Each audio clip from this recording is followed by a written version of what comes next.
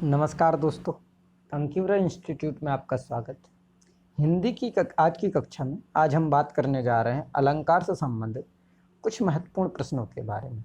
यदि अभी तक आपने अलंकार के वीडियो नहीं देखे हैं तो कृपया करके पहले आप वीडियोज को देखें, अलंकार को पढ़ें, उसके बाद ये क्वेश्चन सेशन करें जिससे आपको ज़्यादा समझ में आएगा।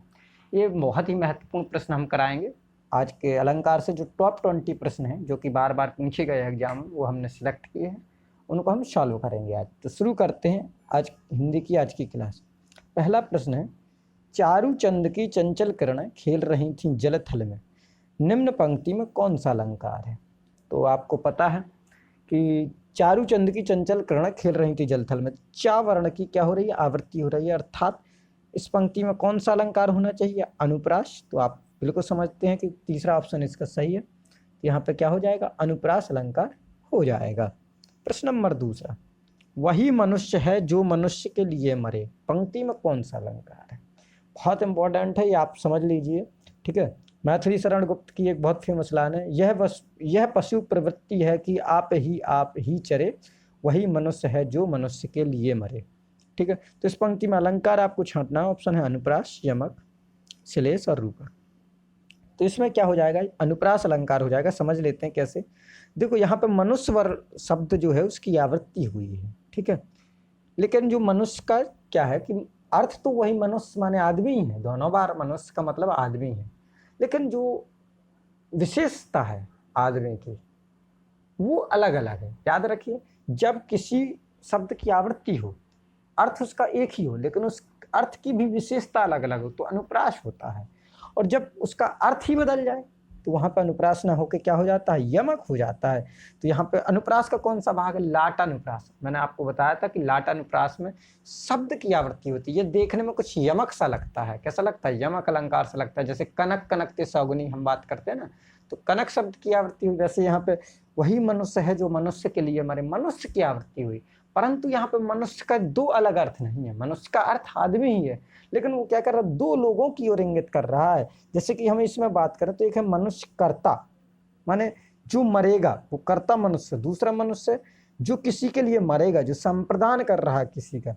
तो यहाँ पे देखो दो भागों में प्रयुक्त हुआ है। तो यहाँ पे क्या हो जाएगा? लाटनप्रास हो जाएगा। आई होप आपको समझ में आ गया होगा ये, ठीक।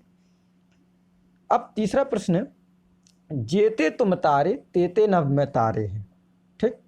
इस पंक्ति में कौन सा अलंकार है? देखो, यहाँ पर तारे शब्द दो बार फिर आया है, ठीक है। तो यहाँ पर कौन सा यमक अलंकार है? देखो, वहां पर मनुष्य दो बार आया था, लेकिन मनुष्य का अर्थ सिर्फ आदमी से था। यहाँ पर जो तारे शब्द दो बार आया है, वो तारे का दो अर्थ है। एक तो तारे माने तारना, ठीक है, और तारे मतलब जो आकाश में जो स्टार्स होते हैं, सितारे होते हैं, उनसे। तो दो अर्थ लिए गए हैं यहाँ पर। जब कोई शब्द बाहर दो बार आएगा और कई बार आए और उसका अर्थ अलग अलग हो, तो वहां पे यमक होता है। और जब अर्थ उसका ना बदले, अर्थ वही हो, बार बार आए कोई शब्द, तो वहां पे क्या होता है? लाटानुप्रास होता है। याद रखिएगा, बहुत ही बिल्कुल बारीक सा डिफरेंस है, आप कंफ्यूज हो जाएंगे, ठीक। अगले प्रश्न की ओर चलते हैं। जैसे अगला है चौथा, तीन बेर खाती थी वे तीन बेर खाती थी। फिर वही चीज, तीन बेर खाती थी माने, और तीन बेर खाती थी माने वो तीन बेर खाती थी और तीन बार खाती थी। एक बेर का अर्थ बेर है, दूसरे बेर का अर्थ है बार, माने तीन बार खाती थी, ठीक। तो यहाँ पे क्या हो गया?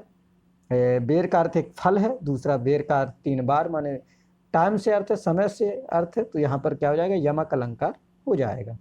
अगला प्रश्न और देखते हैं। प्रश्न है, काली घटा का घमंड घटा।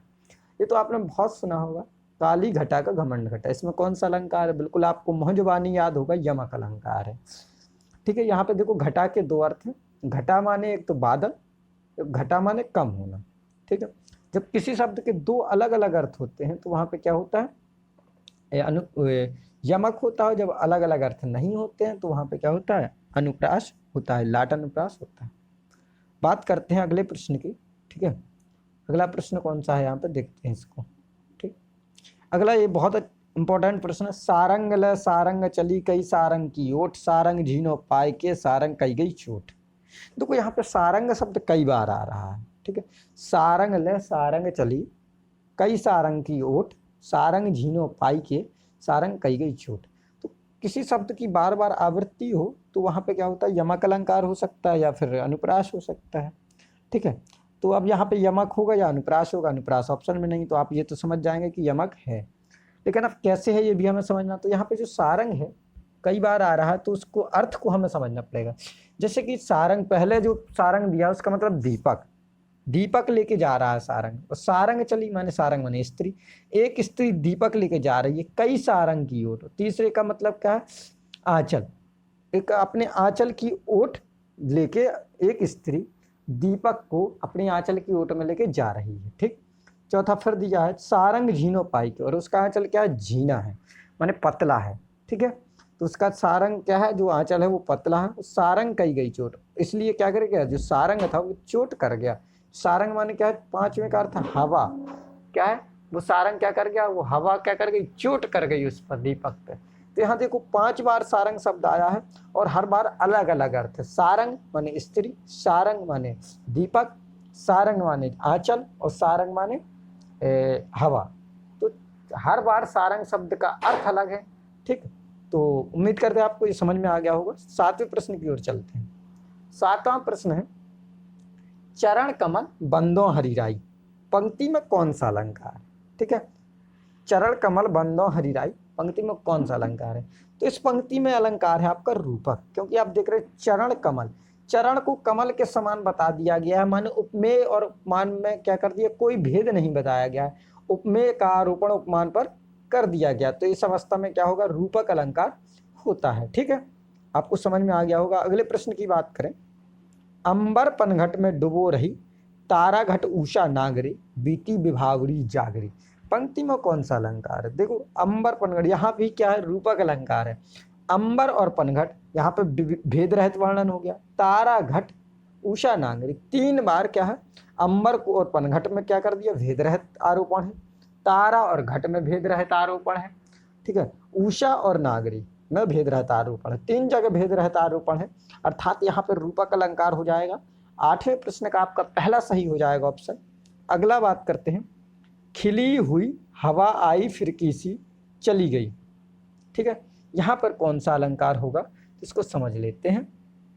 ठीक है, आपको पता है, देखो खिली हुई हवा आई फिरकी सी, फिरकी सी, जैसे मैंने आपको एग्जाम्पल में बताया था, आहुति सी गिर चली चिता पर चमक उठी वे ज्वाला सी एक वाचक शब्द आ गया। क्या आ गया, वाचक शब्द। जब वाचक शब्द किस में आते हैं, उपमा में। किस में आते हैं, उपमा में। सा, समान, शम, जैसे, तो ये सब किस में आते हैं, उपमा में आते हैं। तो आपका कौन सा अलंकार हो जाएगा, उपमा अलंकार हो जाएगा।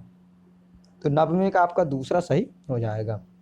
ठीक है, 10वां प्रश्न देखते हैं, दिवस अवसान का समय, मेघमय आसमान से उतर रही वे संध्या सुंदरी परिशी धीरे धीरे।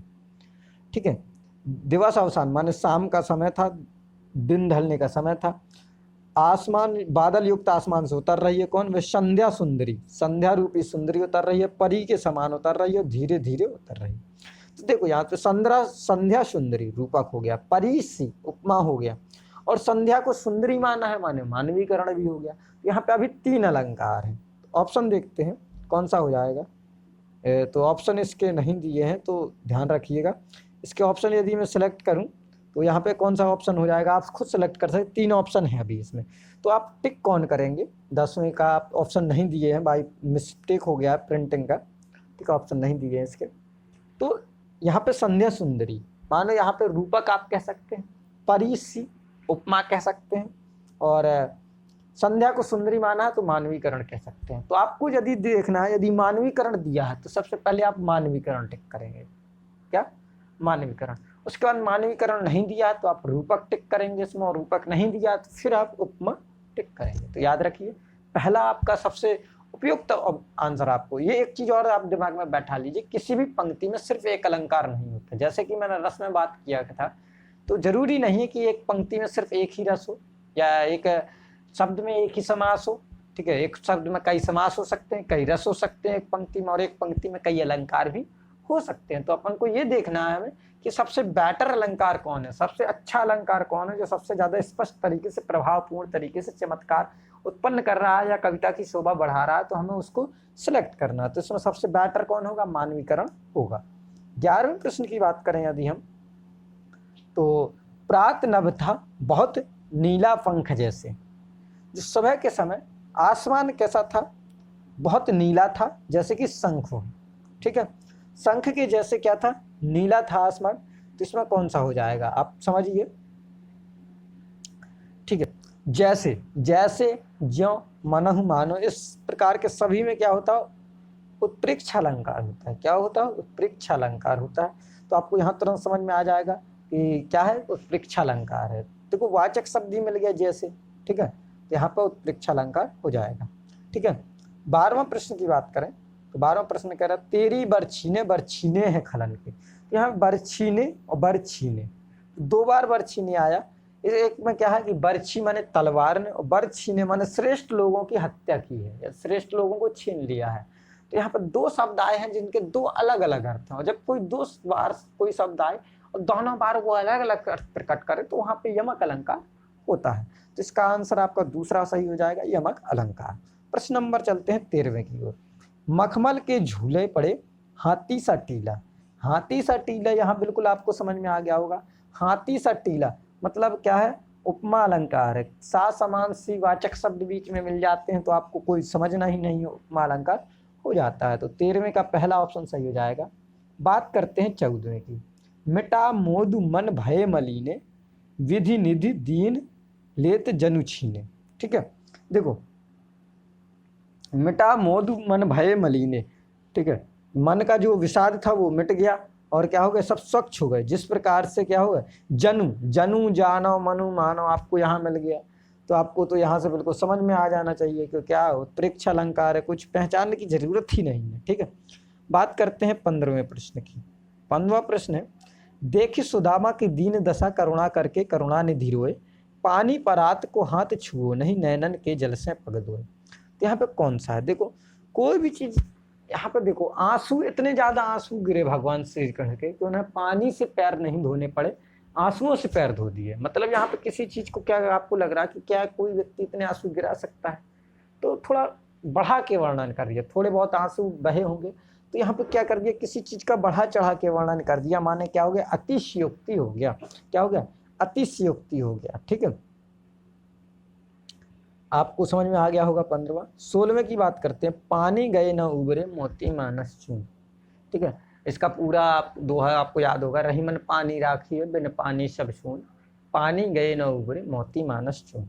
ठीक है, तो यहाँ पे जो पानी शब्द का अर्थ है वो 3 शब्दों के लिए अलग अलग है। जब कोई शब्द एक बार आए लेकिन उसके अर्थ की आवृत्ति होती रहे अन्य शब्दों के लिए तो वहां पे श्लेष अलंकार होता है। आपको पता है, जैसे सुवर्ण को खोजत फिरत कभी भी विचारी चोर। ठीक है, तो यहाँ पे क्या है, पानी गए न उबरे मोती मानस चून। तो यहाँ पे क्या, पानी का अर्थ 3 बार है। मोती की उसकी चमक के लिए, मनुष्य की प्रतिष्ठा के लिए, और चूने के पानी के लिए। तो पानी शब्द के अर्थ की आवृत्ति हुई है, इसलिए क्या है, यहाँ पे श्लेष अलंकार हो जाएगा। 17वां है उस तपस्वी से लंबे थे देवदार जो 4 खड़े। कह रहा है उस तपस्वी से लंबे थे देवदार जो 4 खड़े। जो देवदार थे वो क्या थे, उस तपस्वी से ज्यादा लंबे थे। ठीक है, तपस्वी के कारण लंबे थे। अब यहाँ पर समझिए, ठीक है, देवदार वृक्ष ज्यादा लंबे हो सकते, कोई इंसान की तपस्या ज्यादा लंबी हो सकती, तो ऑब्वियसली देवदार वृक्ष ज्यादा बड़े होंगे। तो वैसे तुलना तो तपस्या की देवदार वृक्ष से करनी चाहिए थी, तो यही तो तुलना सही थी। यहाँ पर उपमान क्या है, देवदार, उपमेय क्या है, तपस्वी। तो यहाँ पे तुलना उल्टी कर दी गई है। क्या, उपमान की तुलना, देवदार की तुलना तपस्वी से कर दी गई है। जब तुलना उल्टी हो जाती है तो उल्टा मतलब प्रतीप, तो वहां पे प्रतीप अलंकार हो जाता है। क्या हो जाता है, प्रतीप अलंकार हो जाता है। तो आपको यहाँ पर समझ में आया, जैसे कि मैं कहूँ मुख चंद्र, और फिर मैं यदि उसी चीज को बदल के कह दूं चंद्रमुख, नहीं मुख चंद्रमा के समान है, तो यहाँ पे उपमा हो जाएगा। जब मैं उल्टा कह दूं कि चंद्रमा मुख के समान है तो प्रतीप हो जाएगा। तो आपको समझ में आ गया होगा, यहाँ पे प्रतीप अलंकार है। ठीक, यहाँ पे बात करते हैं 18वें की। संतो भाई आई ज्ञान की आंधी रे। ठीक, कि संतो भाई ज्ञान की आंधी आ गई। ठीक, तो अब यहाँ पे कौन सा अलंकार हो जाएगा, तो यहाँ पे हो जाएगा आपका रूपक अलंकार। बहुत ही देखो, ये बहुत ही इंपॉर्टेंट एग्जाम्पल, आप समझ लीजिए। वैसे रूपक अलंकार में कोई बीच में वाचक शब्द नहीं आता है, लेकिन यहाँ पे ज्ञान की आंधी की शब्द बीच में आ गया है। ठीक है, तो याद रखिए यहाँ पर रूपक अलंकार फिर भी है। क्यों, क्योंकि ज्ञान को आंधी मान लिया गया है। ज्ञान का जो भेद रहता आरोपण है वो आंधी को समान कर दिया गया, इसलिए यहाँ पे क्या हो जाएगा, रूपक अलंकार हो जाएगा। बात करते हैं प्रश्न नंबर 19 की। बालधी विशाल विकराल ज्वाल जाल मानो लंक लीले बेको काल रसना पसारी है। ठीक है, बालधी विशाल विकराल ज्वाल जाल मानो, मानो आ गया। ठीक है, जब मानो आ गया तो यहाँ पे क्या हो जाएगा, आपको पता है मानो आ गया तो उत्प्रेक्षा हो जाएगा। तो पहले तो ऑप्शन उत्प्रेक्षा देखते हैं, तो उत्प्रेक्षा किसमें, तीसरे में, उत्प्रेक्षा व अनुप्रास। देखो वा शब्द की आवृत्ति भी हो रही है, ला की भी आवृत्ति हो रही है, विशाल विकराल ज्वाल जाल, ला की भी आवृत्ति हो रही है और वा की भी आवृत्ति हो रही है। ठीक है, तो यहाँ पे आवृत्ति हो रही है इसलिए अनुप्रास, और मानो तो क्या हो जाएगा, उत्प्रेक्षा। तो प्रश्न नंबर 19 का सही हो जाएगा, तीसरा ऑप्शन सही हो जाएगा। ठीक है, 20वें प्रश्न की बात करते हैं। ये तो मैंने ऑप्शन में ही आपको जब मैंने बताया था, पढ़ा रहा था, तब मैंने एग्जाम्पल में भी करवाया था। बिन पग चले सुने बिन काना, कर बिन करे काम विभिनाना। जब कोई चीज बिना कारण के हो जाती है तो वहां पे क्या होता है, विभावना अलंकार होता है। ठीक है, जैसे मैंने बहुत अच्छा एग्जाम्पल बताया था बॉलीवुड का, आपने गीत सुना होगा, चलते चलते यूं ही रुक जाता हूँ मैं, बैठे बैठे कहीं खो जाता हूँ मैं। मतलब क्या है, कोई बिना किसी कारण के कोई काम हो रहा हो तो वहां पे विभावना अलंकार होता है। तो ये थे हिंदी के अलंकार से संबंधित टॉप 20 प्रश्न जो आपकी अपकमिंग एग्जाम्स में आपसे पूछे जा सकते हैं। उम्मीद करते हैं कि आपको समझ में आए होंगे। ठीक है, आज का लेक्चर पसंद आया होगा। यदि पसंद आया तो इस वीडियो को लाइक करिए, कमेंट करिए और अधिक से अधिक दोस्तों तक शेयर करिए ताकि वो भी इस वीडियो का लाभ ले सकें। मिलते हैं हिंदी की अगली कक्षा में अगले टॉपिक के साथ। तब तक के लिए नमस्कार, जुड़े रहिए कंक्यूर इंस्टीट्यूट के साथ।